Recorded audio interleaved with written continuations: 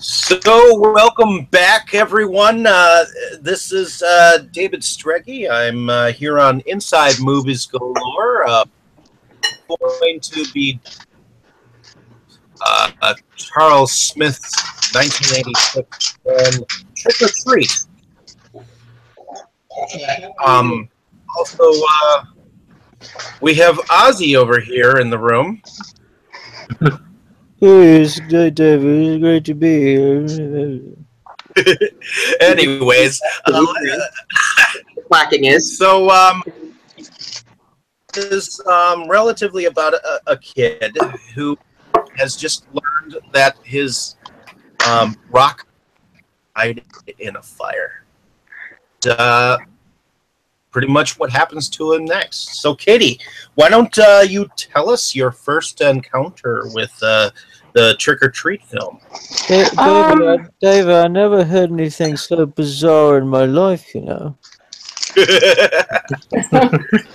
Sarah! Okay, so the first time I saw this movie was, I don't know, some years ago. An ex-boyfriend of mine actually had it on his computer, and it was one of those things where we didn't have cable or we didn't have anything to watch, and all we had was like, what movies are on your computer? And he had Trick or Treat, and I had never seen it. And we watched it, and I thought it was awesome because it's so, like, iconic 80s. And the funny thing is, I didn't see the DVD case or the VHS cover with Ozzy and Gene Simmons on it, so I didn't know that was the big draw initially, or to people seeing the case thinking, oh, they play more than 5 minutes, 5-minute parts in this movie. So I didn't know that part. So I didn't like watch it for that reason. It was sort of just like I accidentally watched it and then I loved it. So since then, I always tell everybody to watch it because it's just the right amount of cheesy, and but yet also the soundtrack's pretty decent too. You know, for as far as 80s rock goes. Fastway. That's yes. The rock group that pretty much engulfs it. So I actually have the vinyl of that soundtrack at my house. So, nice. If anybody wants to come over and listen to the Trick or Treat soundtrack on vinyl, I have that. Alrighty. So, Tito. Here. Why don't you, thanks, Dave. When you first saw this film, and what you... I saw it some years ago. I can't really pin down the exact year. I went ahead and revisited it again today, and it is that 80s. It's cheesy, but I actually think it's still kind of cool. It does kind of remind me of Brain Scan. Maybe it's because how he gets involved with the game in Brain Scan, and then in this film he gets involved with the the cassette there. I like the movie. It's you have to realize what type of movie it is. I know Katie just said she went into it blind, but I wouldn't expect when you hear like 666, the devil, you might think it's a darker movie, but it's more kind of I don't know if I'd actually call it a comedy, but it's a lighthearted horror film. Okay. Brandon, so this was your first time seeing it? This is my first time seeing it. I only saw most of it because I was watching it through some YouTube stuff. But what I saw of it was interesting. I don't know why my mind was going to the other Trick or Treat when I was watching this. Like, is this anything like that one? And I was a little bit wrong on that. No, when I think Trick or Treat, I think this one first, and I know everyone. I do too. Everyone here also thinks of the anthology. Mm-hmm. Came out several years ago. I'm with you, David. I think of this one first. I think of the Mike Doherty one first because like I saw it first, and so anytime somebody is like, "Which trick or treat do you mean? Trick or trick R?" and it's like, you know which one I mean? Fuck you. And then they say the one with Sammy, and then I'm like, Sammy Kerr, right? And they're like, no, Sammy. And I'm like, no, trick or treat. The struggle is real. I just don't see how it's an anthology. Because, Dave, with your logic, anything that had to do with trick-or-treating, the name, but that also had where the car took over, so it could have been more like, the Hearse, Christine, those type of movies. See, what that Trick or Treat kept doing is it kept reverting back to different stories. So it told a section of the story, and then it went backwards, and then of course it went forwards again. So in the sense, it is an anthology because it's several stories to be combined in one. Whereas it's not just one consecutive, story told throughout. That is what I consider an anthology. Oh, so like Pulp Fiction, you consider an anthology then? That's a good point. Point, though. And it could be considered an anthology. An anthology is several different stories that are only loosely connected. Pulp Fiction is like different moments out of the day, but it's not an anthology. It's stupid. Brab. Anger. Fragments. I stopped paying attention for like 5 minutes and it goes to complete shit. Chaos. But in any case, it sounds like Dustin, why don't you run out of batteries? Why don't you tell me a little bit about your experience with Trick or Treat? Your first time that you saw it. Who, me? Yeah, why not? Shoot your mouth off. Oh. Confrontational. I like it. Well, so I first saw it kind of again. This was one of the earlier titles I saw when I was exploring horror. All right, get through it. And there was actually a mix-up. I actually had the same kind of mix-up too. It's like trick or treat, trick or treat. Unbelievable. What? I think it's unbelievable. Anyway, I have no idea what you mean. The mix-up, man. Oh, the mix-up. Yeah. I had seen maybe like 10 like mainstream horror movies, and that was really it. I remember Trick or Treat was Trick. I remember Trick or Treat. This one. Oh God, I'm all mixed up. I remember this one with the electric rocker ghost. That's how I remember it in my head.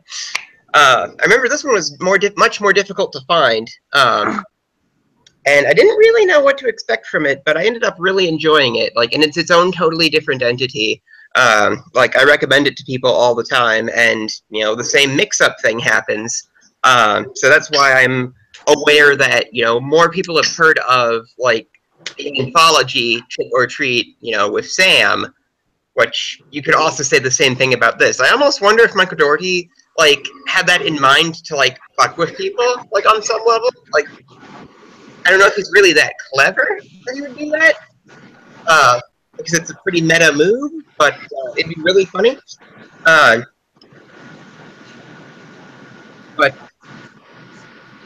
why Okay, that's good. Thanks. tunnel? Dane, what did you think of the Trick or Treat the first time that you it's saw it? after 20 successful years. Right, that's- On the whole, I didn't think we were that good a band. I mean, Tony Iommi is a very talented guy, and sorry, Ozzy, get out of the room. I'm sorry, I just. Sorry, I had to punch Ozzy in the face to get him off me. Anyway, so yeah, I first saw this movie a few days ago. Actually, no, it was yesterday.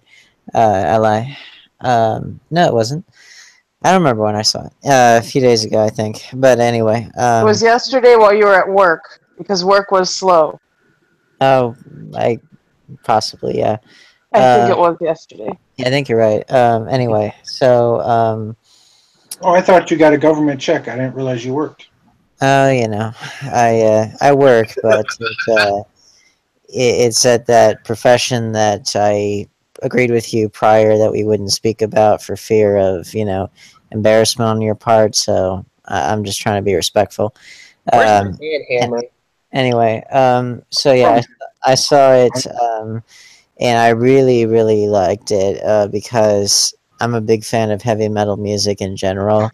And if you're a fan of metal, then you'll recognize a lot of the posters. You like appreciate the music, the hair metal era. You like is kind of spotting some of the references, like Sammy Kerr is sort of like Sammy Hagar in the name, and his onstage antics obviously come from part Ozzy Osbourne, part Alice Cooper, and the cameos of Gene Simmons and Ozzy Osbourne especially are those alone make the movie worth it. On top of just the movie itself being really enjoyable, Ozzy Osbourne alone, as a evangelical pastor decrying rock music, I was like, this is I beautiful. love that too. It's so worth it. It's like my favorite scene in the movie. That was absolutely hilarious. But yeah, it was really awesome to just, and actually that was the most coherent that I've ever heard Ozzy Osbourne Yes. in anything, which is kind of ironic, but it was a very enjoyable film. I liked that it had a lot of great moments for metal fans, but also just it was a good overall just movie, just entertaining, not overly dark, overly heavy. Honestly, They did something in the movie I liked when somebody on TV was talking and he didn't like what he said. He just reached through the TV and squished his head. Like I was thinking that'd be cool to do that in real life. I liked it whenever whenever Sammy appeared, because he didn't have to say a whole lot, and he had the presence, which of course is key if you're a metal icon. He had the presence. you could see there was electricity in the air. There was, and it was quite shocking, but that's what happens. He was a shock rocker, quite literally, and You got me back. but yeah, and I like that they do the whole back masking thing, and they don't like overkill some of the cliches that you would expect to see there, which that's nice for once that they don't like overkill it. Is And the electric slide considered dancing to rock music, or is that a country thing? the electric slide. Yeah, when you're dancing. Are you thinking of the power slide? No, not the Nintendo toy. In the bars, a lot of times when you're down south, there and a lot of bars doing the electric slide. I'm not familiar with it. Well, the you're thinking of the power glove or the power pad or whatever it is for Nintendo. No, I'm not thinking of that. The power slide is Revolution. the power slide is where you on your knees you slide across the stage when you're doing a solo. I thought that's what you're talking about. Oh no, it's where a bunch of people are getting drunk and dancing in a bar.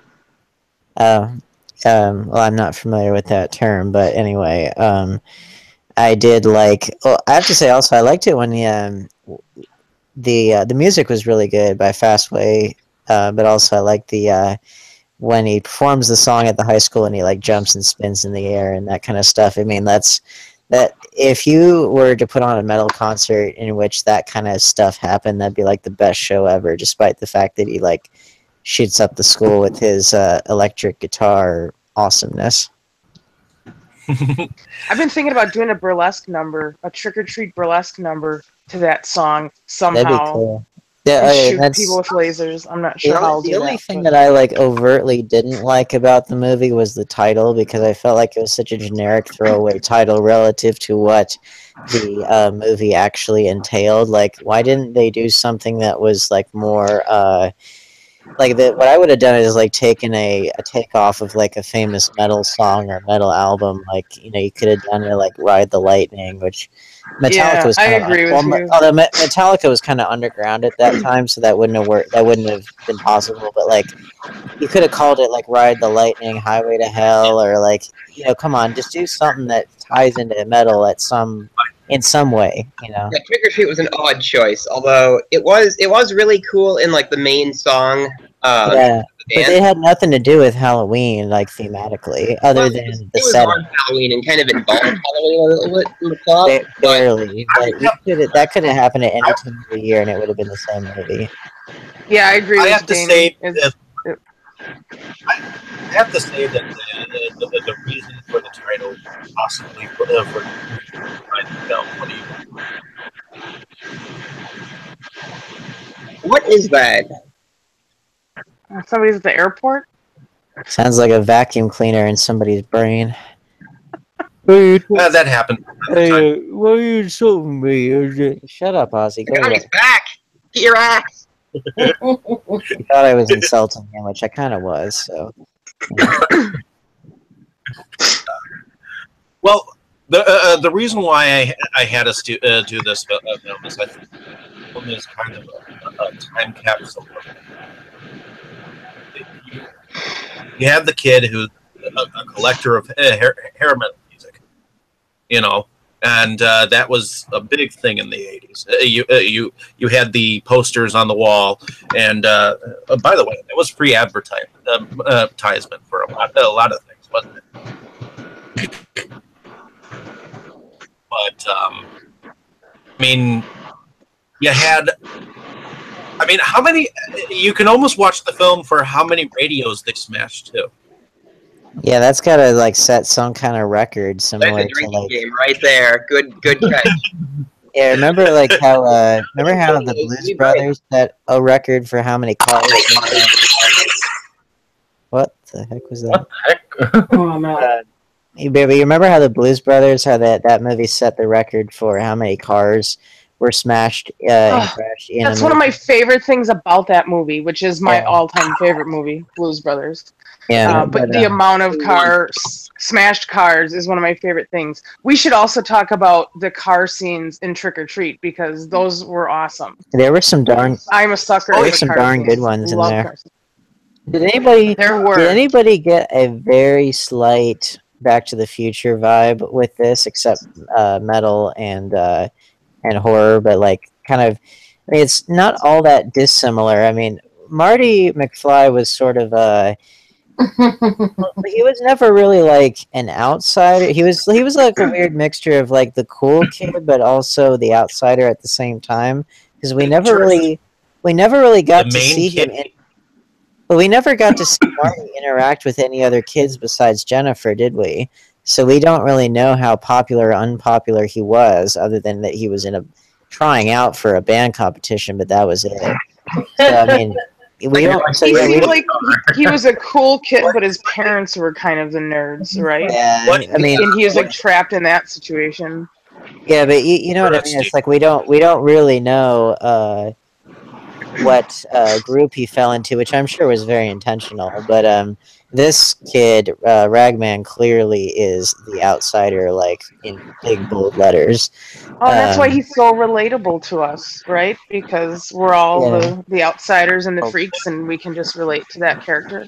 Pre- Skippy presumably, from Family Ties. presumably, there are others of us that can't, but I know for myself, I certainly could in my own way.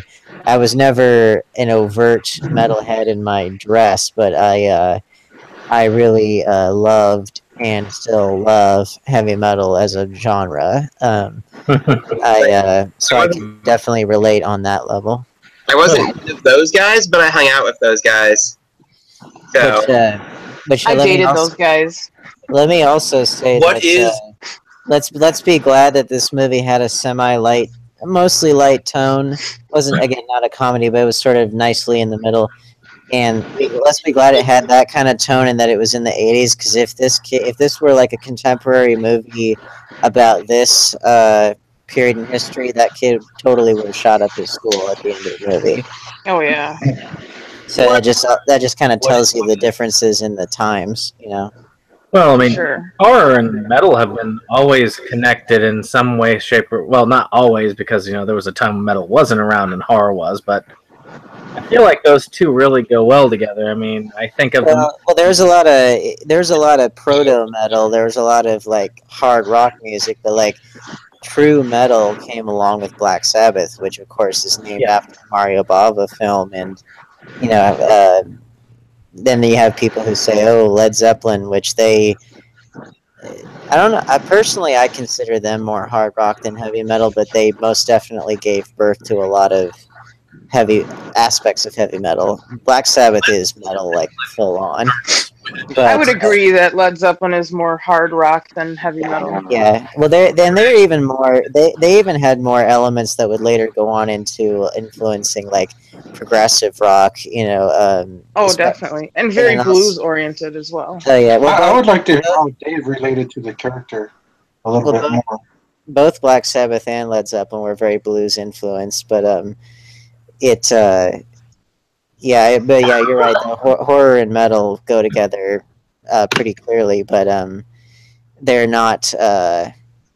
They don't necessarily have to be one and the same thing, because like hair metal, which is the decade that this movie deals with, by that point, hair metal, heavy metal was significantly more mainstream with the advent of the keyboard and the power ballad and all that stuff. So you had like the Motley Crues and the Anthrax and that Metallica and that kind of stuff who are keeping it kind of alive in a harder core setting. Not so much Motley Crue, but the thrash metal bands were. But yeah, hair metal, that was the time when metal was at its most mainstream, and that's kind of part of what gives this movie its charm, at least in my opinion.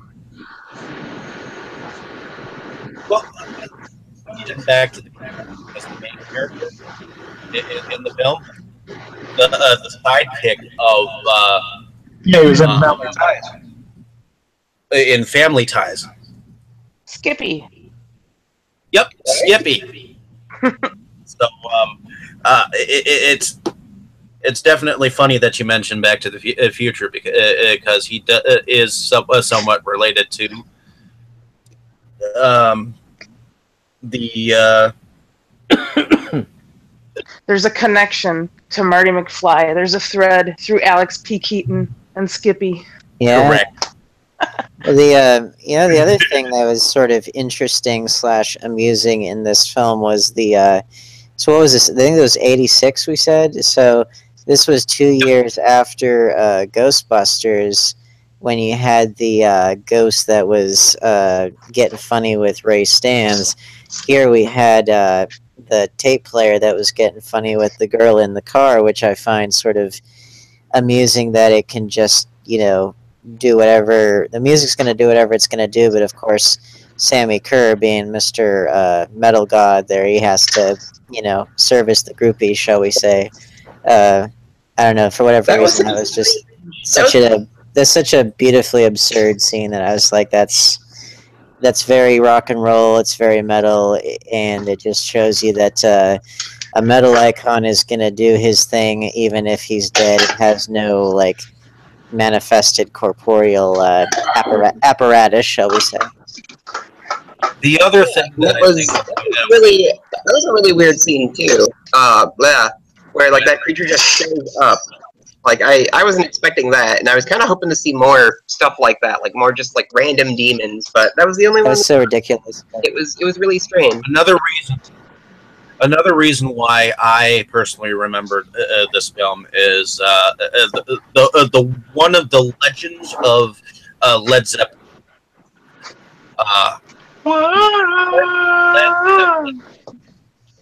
On Stairway to Heaven, if you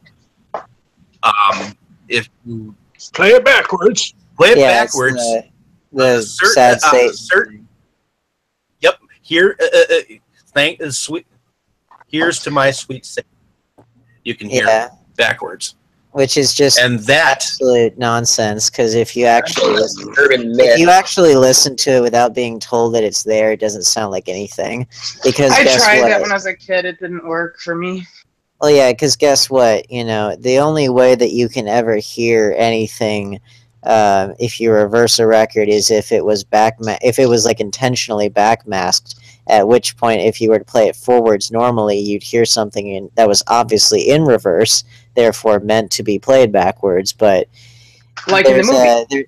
there's a theory. I think it's called the backward speech theory, meaning that if you were to take somebody's like a sentence or a certain voice sample of somebody and you play it backwards, that you would supposedly hear their true intentions, which is of course utter BS because you know, it's just believe me, there are videos about this, but it's just it's absolute nonsense. And the whole thing with Led Zeppelin falls in that category. But of course, subsequently there have been a lot of reverse speech in records for intended purposes, which is sometimes to poke fun and sometimes just to, you know, be edgy or whatever. But you know, that famous incident was it was based on something that had absolutely nothing to do with anything real.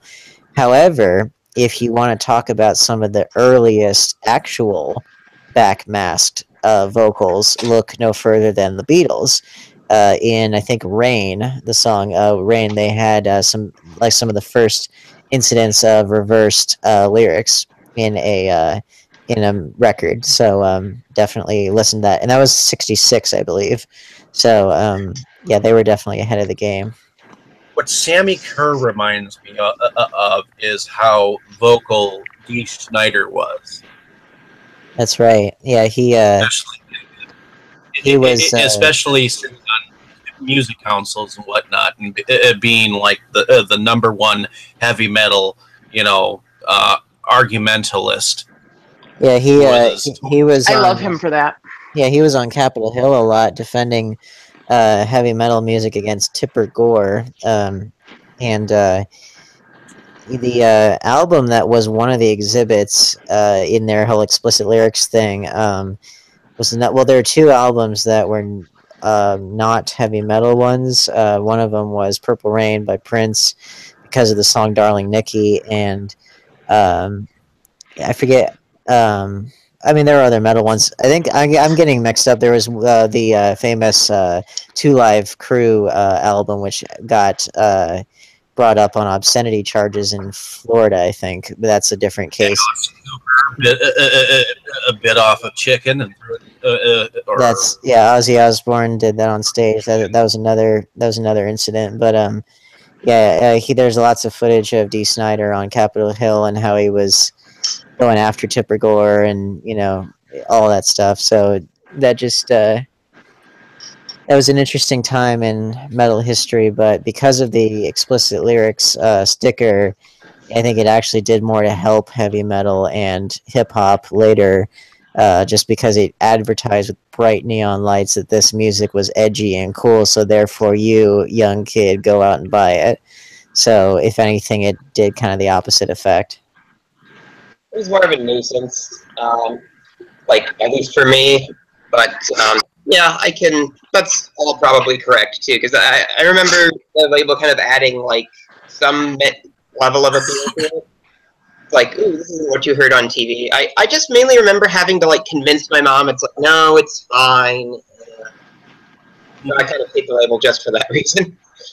Yeah, but I do find this movie very interesting. How it is testament to the role that heavy metal has had in society at the time, and the role it's in how it's managed to endure in some form. Although I have to say, from like 2000 onward, metal has not been what it used to be. But metal does always endure in some form, much like how horror endures in various forms. You know, neither one of them ever really die; they just evolve.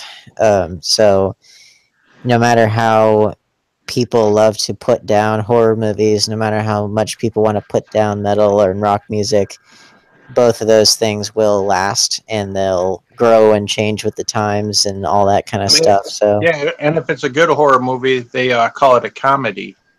Like Get Out was nominated for a comedy award instead of a horror or thriller award. huh. As long as they actually win something, I guess I can live with it because they deserve to win something. Like Get Out was pretty awesome.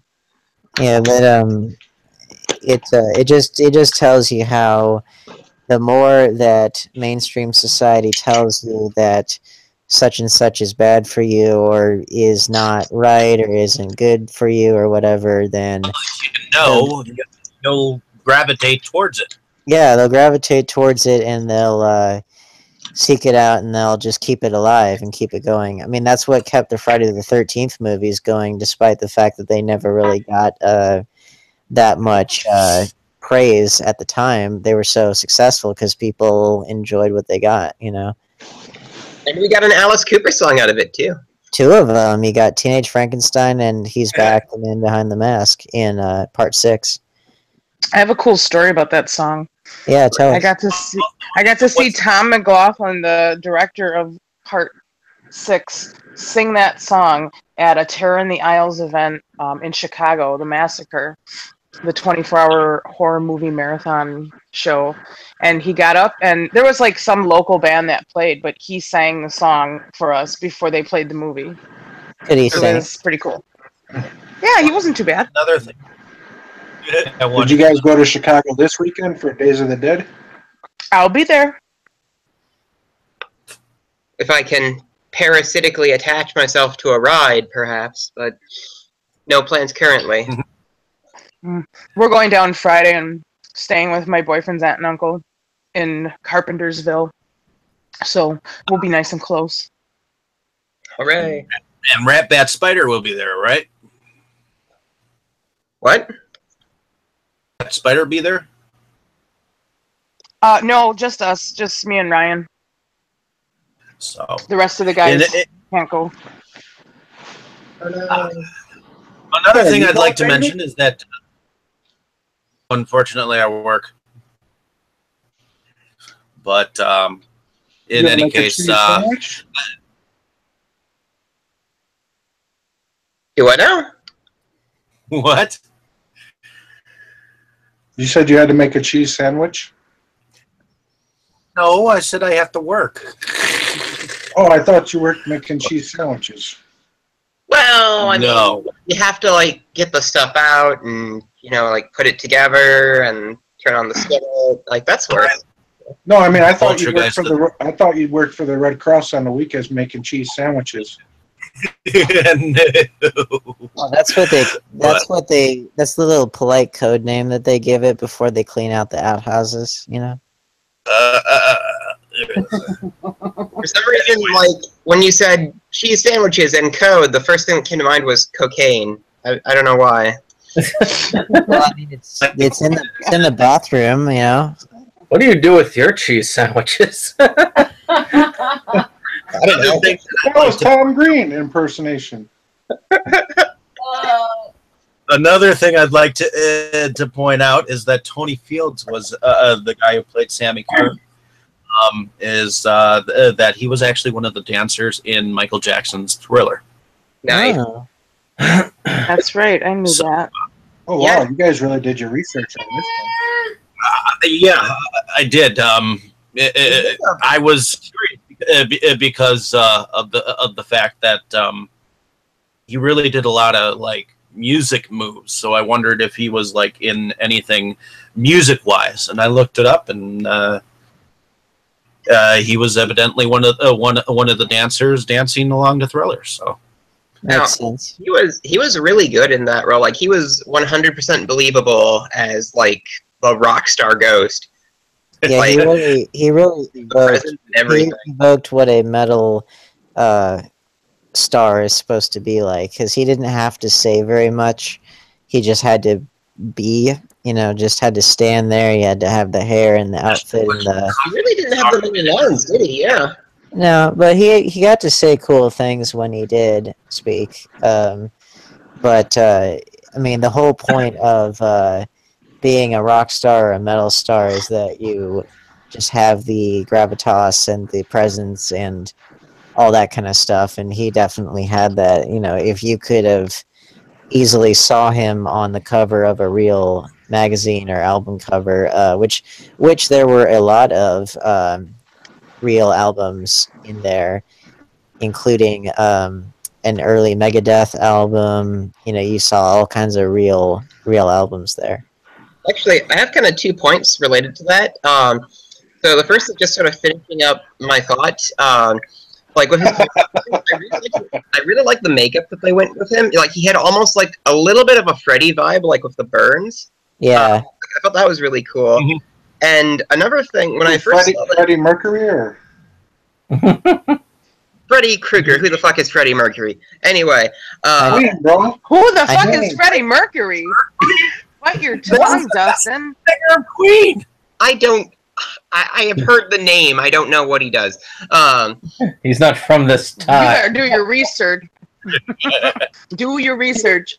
He's passed away. Rest his soul. He was a lover.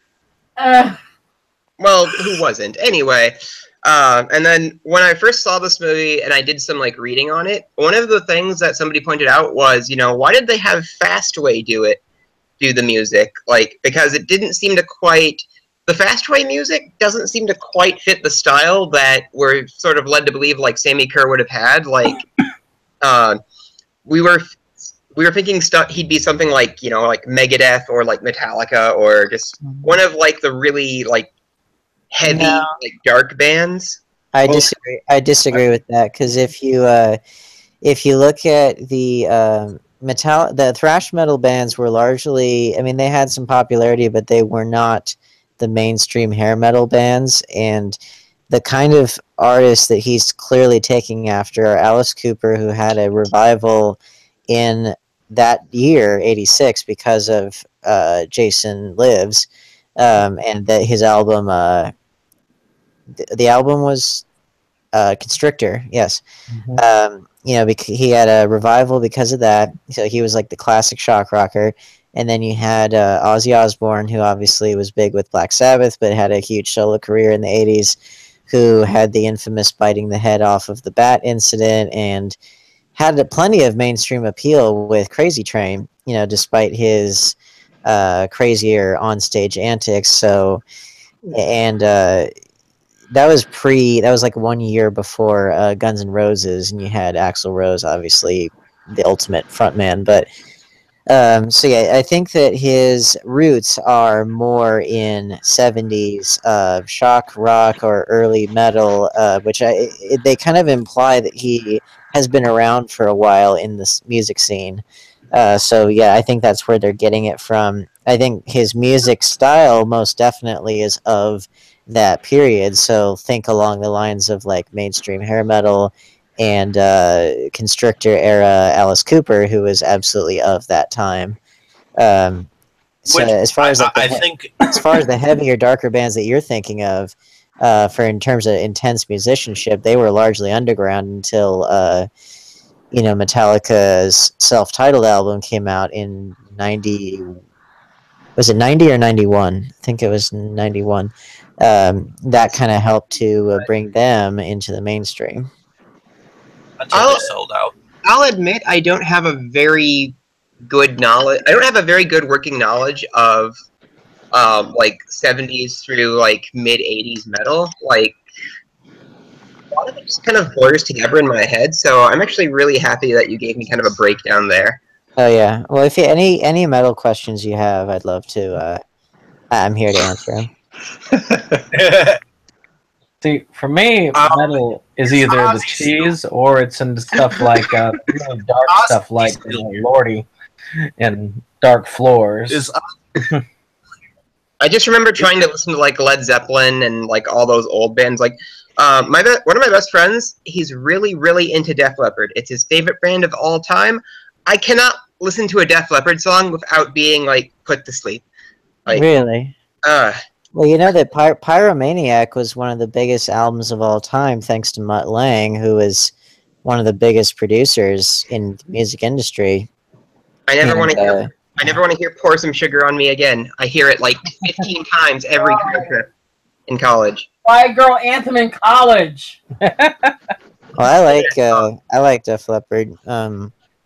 They were absolutely they kind of helped define this, not only the sound of the 80s hair metal band, but also they kind of helped define videos on MTV in their own way and that kind of stuff. Um, Partially what did it was Mutt Lange produced Pyromaniac, and he gave it such a polish and such great production value, but also had songs that had tremendous. They were very radio friendly because they had a lot of hooks. They had catchy lyrics. They were really well produced, and they had a lot of pop appeal. So you had a song like "Photograph," which is very radio friendly and has a lot of pop appeal, even though it's definitely a hair metal song. But it's one of those things where you're like, yeah, this is produced by a genius.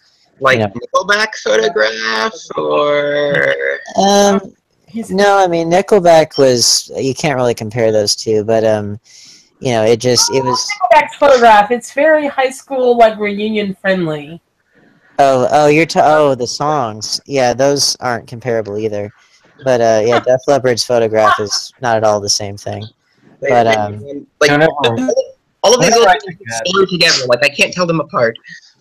Yeah, since we have, whenever I think of Def Leppard for some reason, Nickelback. Now, see, Nickelback used to be like harder rock in their early days, and then they transitioned into more. And then they died. Yeah. Well, they transitioned into mainstream rock with a lot of pop appeal.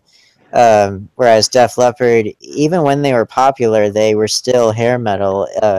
It just so happened that hair metal managed to be of the times. So it wasn't them changing their style. It was that their style happened to be in vogue. So that was, and they just happened to have a really iconic producer giving it that extra polish in order to make it what it was. Is Ozzy Osbourne still here? Yeah, hello, David. Yeah, sure. I took a nap there. Fuck, how are you still here? I probably threw you out. After watching the film, what did you think? Get back in. Honestly, I don't remember doing this film. You see, I never forget a face, but to put the face with the place is sometimes difficult. So I watched the film, and I don't remember filming it. It's a weird feeling because I see myself on the TV, and I'm like, who the fuck is this guy, man? What the fuck was in your head then? Because you never know what tomorrow brings. And I always say to my old lady, people are never dead in this business. Out of the blue, you get somebody like Sorry, I had to get him off because he was just talking ears off.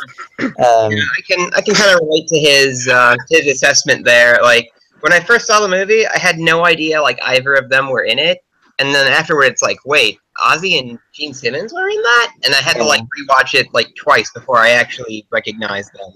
Yeah, I honestly didn't recognize Gene Simmons, but that's also because I just didn't happen to be looking for him at that particular second. And also Ozzy is just a lot more distinct. He kind of sticks out a lot easier. And I think it's also because Gene Simmons makeup. Well, keep in mind that was 86, so by that time 83 was when Kiss did Lick It Up and that album, and they got out of the makeup and they just embraced a more conventional 80s hair metal look and sound. But that's also why they kind of lost their edge, because they got rid of that which made them famous. They were trying to get with the times and kind of change things up, but I feel like it did more harm than good. So it was during that period. Of course, nowadays we're so used to like Gene Simmons' Family Jewels and seeing him out of makeup and all that. Because in the old days, in like their heyday in the mid '70s, the Kiss members were never seen without their makeup ever, and it was like a big deal. But once they got away from that, I think they lost some of their edge, at least at that time. Hopefully that never happens to Ghost. Like, the whole, like, thing that they do is part of the fun. Mm-hmm. Or like, You know, the ones who have stuck with it, they're not metal really, but what are they called? The Fools. No, they're the ones who have the eyeballs for heads. Are No, not Guar. R is pretty distinct. I don't think they don't have eyeballs. I don't think.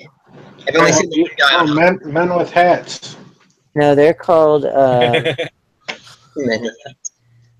right? That's it. Yeah, Devo.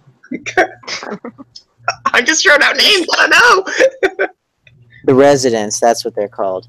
Yeah, sorry. Yeah, the Residents, they are a band. They're like an avant-garde band that they don't really have any particular genre, but their members their real names are not known to anybody, and they wear these masks that are eyeballs, and they don't speak. Nobody knows who they are, and they just stick with it consistently. Now that's if you want to create mystery or whatever, that's how you do it. And How do they cash their checks? I have no idea, but I do know that they've stuck to it very faithfully over the years. So yeah, give Must them. be why I've never heard of them. We'll give them credit. Yeah, look them up, the Residents, but give them credit there that they have making stuck to it. Wouldn't it be great if they were like the Red Hood and it's just like different people under the masks every single time? Yeah. Yeah, whoever takes the hood is in control. Trying to think, Interesting that we're talking about bands that wear makeup and I'm not saying anything. Well, go ahead. And I believe that. Go ahead, jump in. No, I don't know. I don't know that I have anything to say from the other side of the makeup. The person that designed it. You've got the first-hand experience in this area.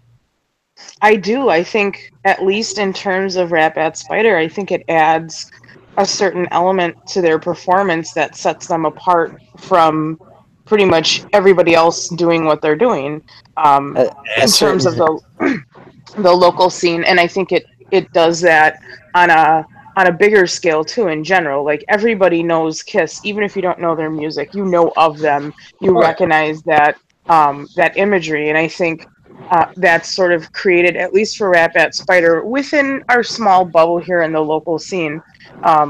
They've created something that's bigger than just a live music performance because it adds that element of theatrics to it, just because you have something different to look at. Oh, of course. I see. Now, I've always been of the philosophy. This is just me and what I like. I've always been of the philosophy that if you are going to pay to see a band in concert, there'd better be more than just watching the band play their songs. You know, you should give them the full spectrum of everything. And the people that pioneered that were Alice Cooper and Kiss. Kiss especially, because they pioneered the whole idea of a rock extravaganza. And like in there's a famous analogy with Kiss that that most bands wanted to be the Beatles and Kiss wanted to be Coca-Cola, which is very true.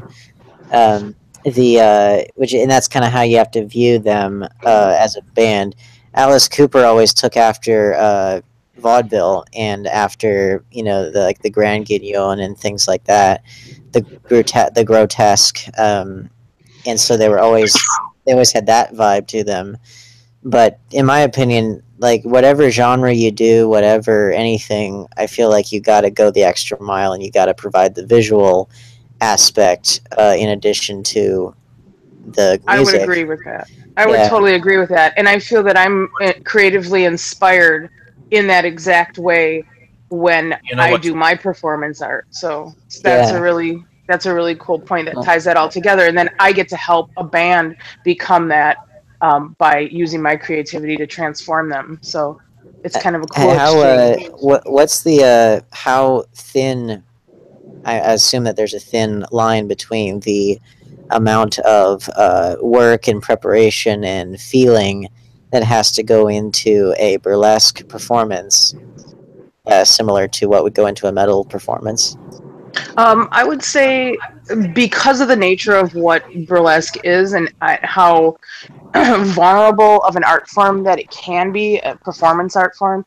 I think there's a considerable amount of thought that goes into it. I don't know exactly what goes on for a musician before they get on the stage, because I'm not a musician and I've never experienced that.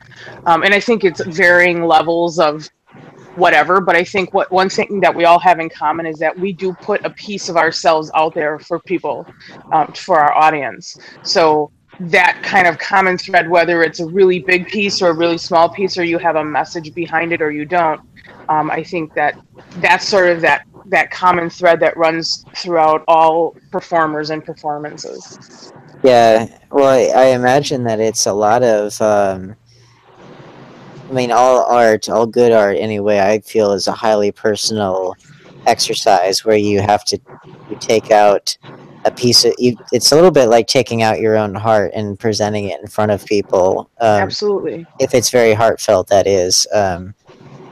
And you can really tell the difference when something isn't as heartfelt and they're just kind of phoning it in versus like something that's highly personal and they offer it up to you for your enjoyment or your criticism or your whatever. And I would say that that's very visible in burlesque as an art form, because of the nature of what it is and how expressive it can be.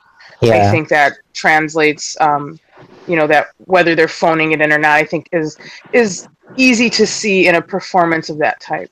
Yeah. And I think musicianship is the same.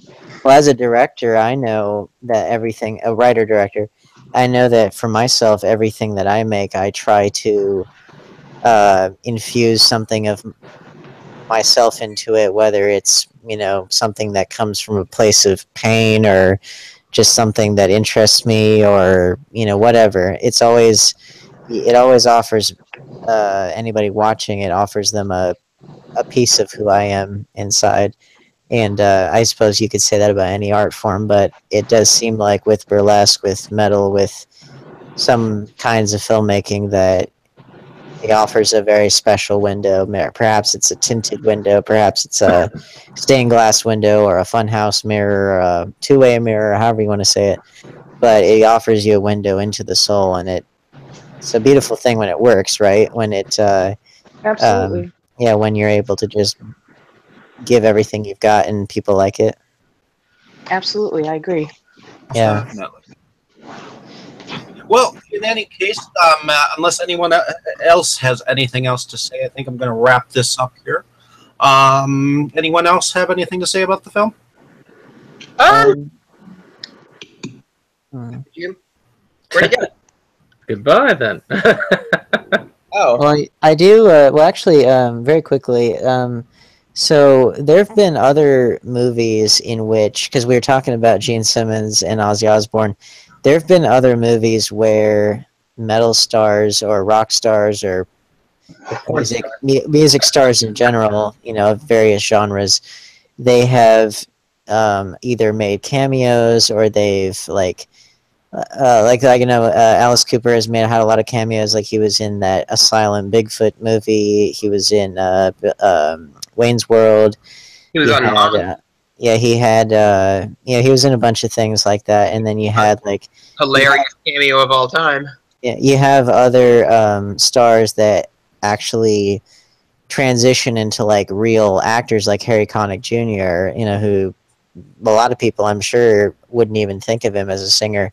And then you have people like the Beatles, Prince, Elvis, Michael Jackson, like some of the biggest ones who go on to star in movies that are explicitly about them or where their personas are very not far. The characters are not far removed from who they actually are. So it seems like there's different tiers of how musicians transition into film, in what capacity they do so. Do they do so full on to where they become actors in their own right? Do they do it to where it's kind of a star vehicle, or do they do it just as a cameo? And this is not counting concert films and documentaries, because those are their own thing. VH1 used to have a show called Porn to Rock, but I don't think that counts. Yeah, I mean, sounds like a documentary, but I find that interesting though. Whenever you talk about musicians making the transition to films, that for some people, like on the extreme end of the spectrum, you have Michael Jackson's Moonwalker, which is entirely inseparable from everything that is Michael Jackson. Um, and then you have like I said, Harry Connick Jr., who has been an actor just in any kind of number of things that don't have anything to do with music. What about Rob Zombie? Yeah, well, Rob Zombie's kind of an interesting case too, because he has, I mean, he's done a little bit of acting, a little bit of voice acting and stuff, but like he transitioned into directing. He hasn't strayed overly far from what he's known for in the music sphere, but he will when he does his Groucho Marx movie, which I'm looking forward to. But yeah, so like in his case, he didn't stray too far. Then you had Marilyn Manson, who's acted in some things, like he was in Sons of Anarchy and Californication, things like that. He was supposed to do his movie Phantasmagoria, but apparently it's been canceled. Well, it was in development hell for a long time, and apparently it's just up and gone. So I don't think that'll ever get made. But that was supposed to be like this big thing that was supposed to push film into new areas and be like super controversial and stuff, and have like Tilda Swinton and Evan Rachel Wood and things like that. You know, they were supposed to be in it, but it never amounted to anything. Those titties going to the left and get them titties going to the right. Each one goes in opposite direction. But it is interesting because mostly singers are in front of the camera, but sometimes they try to go behind the camera. And like in Rob Zombie's case, his stuff's been kind of hit or miss, but he's been consistent. Whereas Marilyn Manson was supposed to like reinvent certain aspects of cinema, and yet that project never materialized. So kind of talked a big game, but it didn't really amount to anything. That's a pretty ambitious game. No wonder it didn't happen. Yeah, well, I mean, I know it was supposed to like push the envelope in a ton of areas, but it just never took off because he got too busy with music. And well, quite frankly, from like 2003 to now, you can really tell that he's kind of gone down the rabbit hole of like serious alcoholism, serious drug addiction. Yeah. Well, beyond just like what he would always purport to do in the earlier period, he would always purport to like use drugs so that he knew that he wouldn't have to, quote unquote. But I'm like, yeah, right. How long is that going to last, if that even lasted at all? Because even if that were the truth, then that's a very slippery slope right there. And obviously, he slipped off the slope and is now just spiraling downward, pretty much. And if you've ever heard like a modern concert, if you've ever seen like a modern concert clip, like his voice is just trashed, and you know, it's just like, yeah, you're nothing compared to what you used to be, unfortunately. I heard his 2015 album. That was enough. Yeah, but yeah, I just anyway found that interesting. Various tiers of musicians that go in front of the camera or behind the camera. And then you have something like This Is Spinal Tap, which is the ultimate movie about heavy metal, but it's a mockumentary, and yet, oh my god, is it not only hilarious, but it's so painfully accurate to this very era, the hair metal era. Kind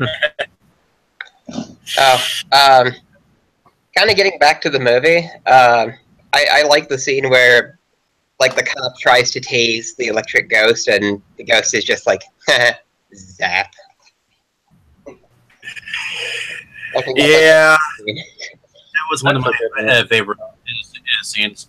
I guess I'll go around and see if anyone actually has a favorite. We end the show.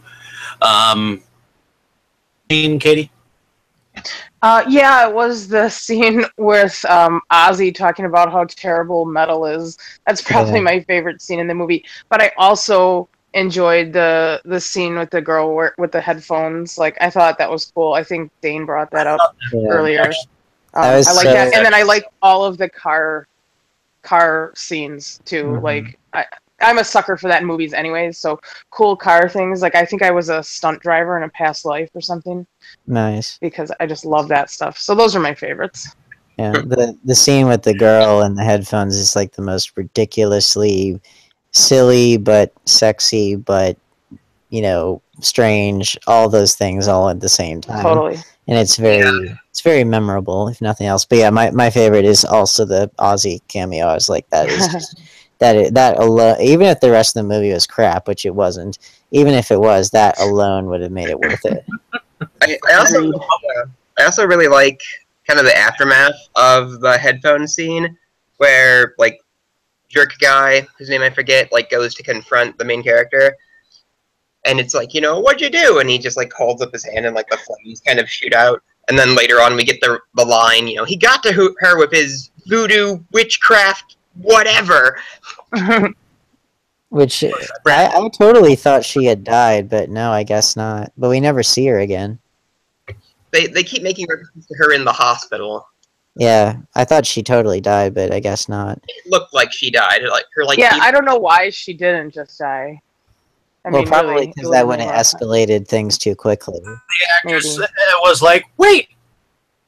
What am I being here for? Yeah, I think plot-wise it makes sense because it would have escalated the stakes too quickly, and they needed to space it out a little bit. Yeah.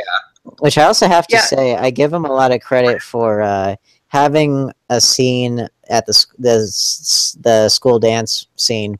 I thought that was the climax, but it kept going to something that was even cooler, and I was like, good on you for defying my expectations there. Yeah, I kept expecting, like, a man on the street interview, like, what happened here? It's like, well, the guy just started shooting lightning and people were dying, but overall, the music was pretty good, Well, they kind of did that, though. They did? Like, I couldn't remember that. Like, maybe I was just thinking of a really exaggerated version in my head. Well, they did do that, though. They had Vox Pops, in the street, and they had talking about how the music was good. They did have that in the movie. God damn it, Brandon! What was? I miss when I go to the bathroom? What was your favorite scene? Actually, for me, when I saw what I saw of the movie, I saw mostly bits and pieces because I'm still looking for a whole copy of it, which I looked it up as soon as you mentioned Ozzy Osbourne. I had to look up every scene with him. I did send you a copy of it, so. Must not have gotten over, but I do have a copy of the DVD hunted down. Good. I did see, like I said, I saw a great deal of it, just piecemeal and not in any particular order.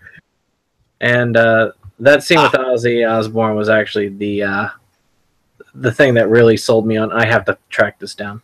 It's so funny that's the selling point of the movie, and like together, I don't think they're in 5 minutes of footage. Like, you don't think Gene Simmons had anything to do with that, do you? Put me on the cover of this movie.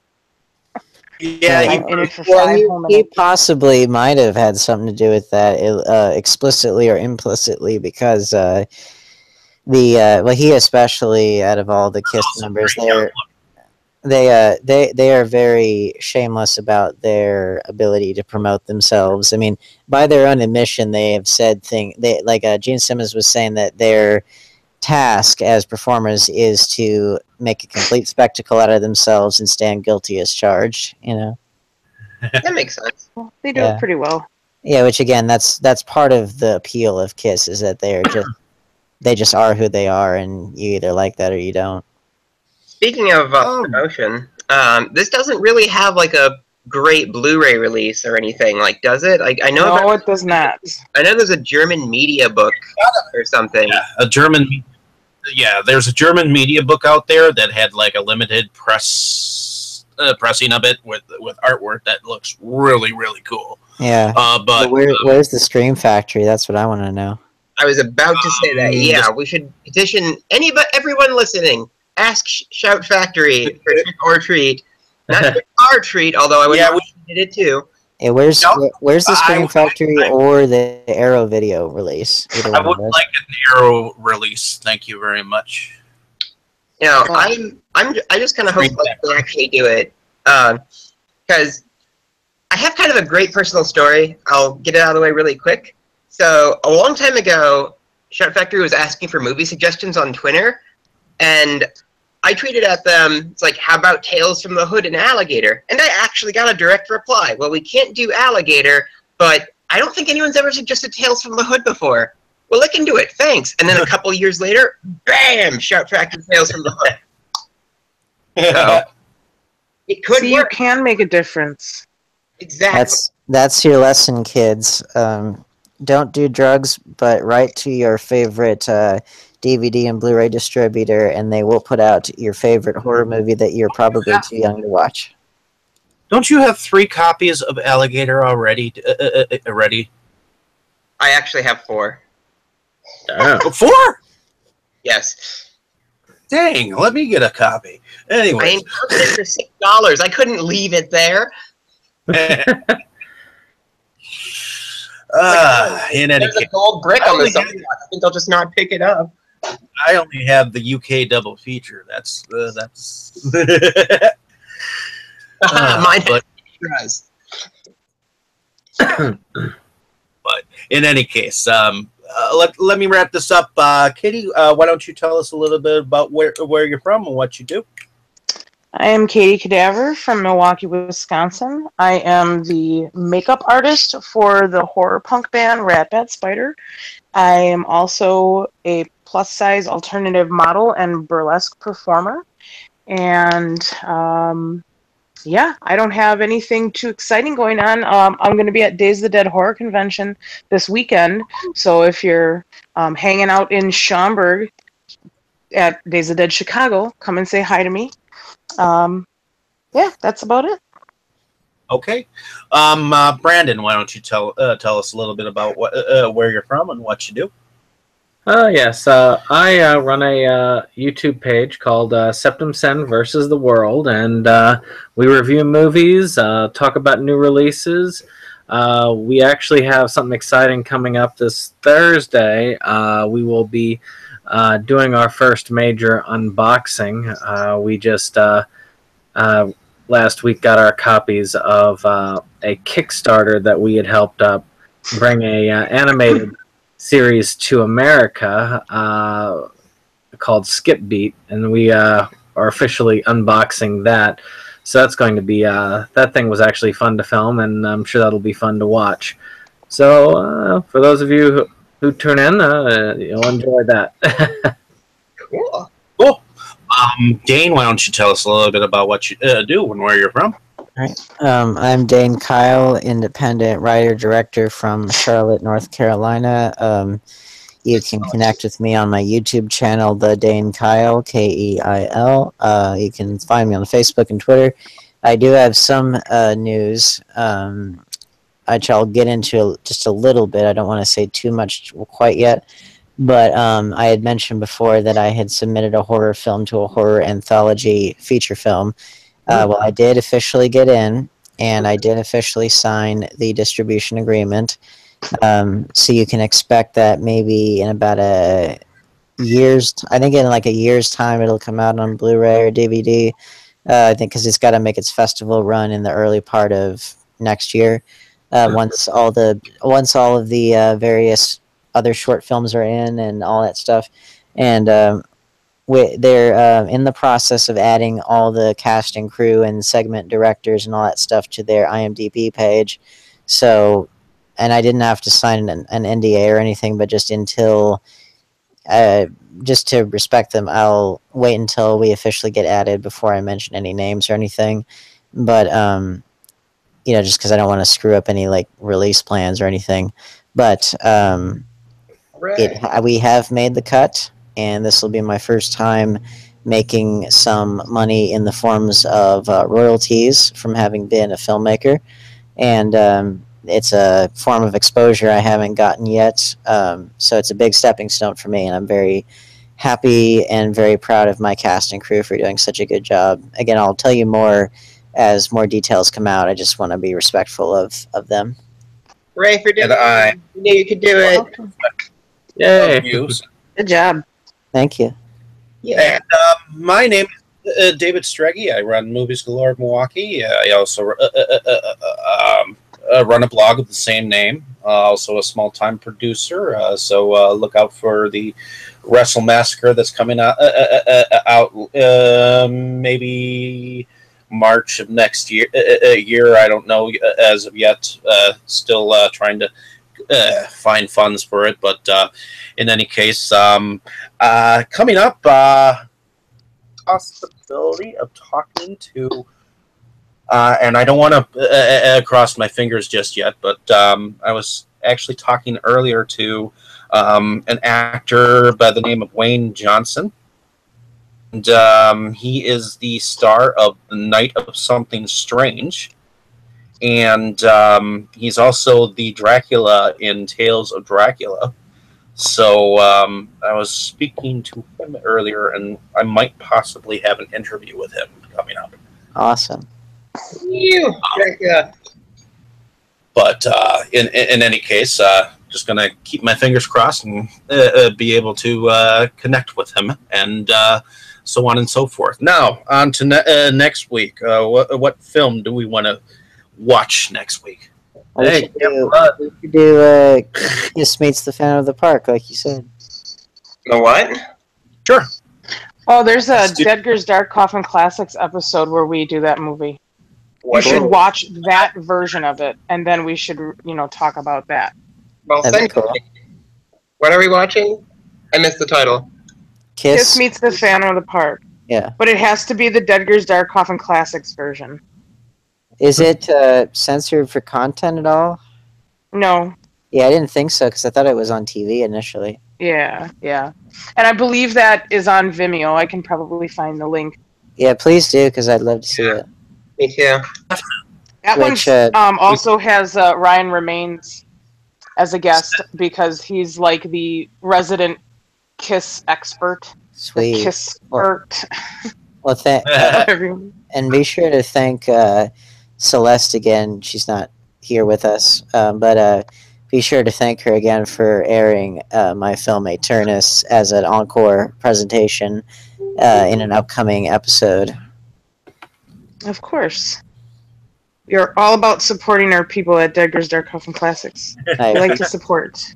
I very much appreciate it. I would give my short over to you, but it would not be good for public access television, and because of the distribution agreement, I can't do that, because it's up to the company who's putting it out there. But thank you very much for your support. You're welcome. Well, in any case, hopefully you, our audience, has enjoyed our episode. I know we got off into a tangent about hair metal and all that jazz. So stay tuned. I don't think we could have had a full discussion about Trick or Treat without hair metal. Well, it all goes hand in hand, doesn't it? Exactly. Wait, stay tuned for Kiss Meets the Phantom of the Park. And hopefully you guys, our listeners, will grow and learn along with us. In any case, have a good evening, all. Say good night. Night. Good night. Is that going to be Kiss Save Santa? Oh, I'm Dustin, by the way. Good night. Yeah, we never did a Dustin outro. And Dustin, why don't you say a little bit about yourself? My apologies. Oh, I was going to just skip it, but okay. Well, I live in Milwaukee. I watch too many horror movies. I go to UW, and I bought like a record player and can now collect vinyl. Stop me! God damn it! Stop me! Oh no! Trouble. No. But hey, there'll be more stuff there'll be more stuff need to get you player disc. we need to get you all those jazzy things, right? In any case, help the hardcore collector collect things. You need to collect all the original Sabbath albums, In any collect case. Wizard of Oz and Door of Madman, and Well, it'll be valuable when you're dead. I guess I want it. Yes. Good night, folks. A mercenarial.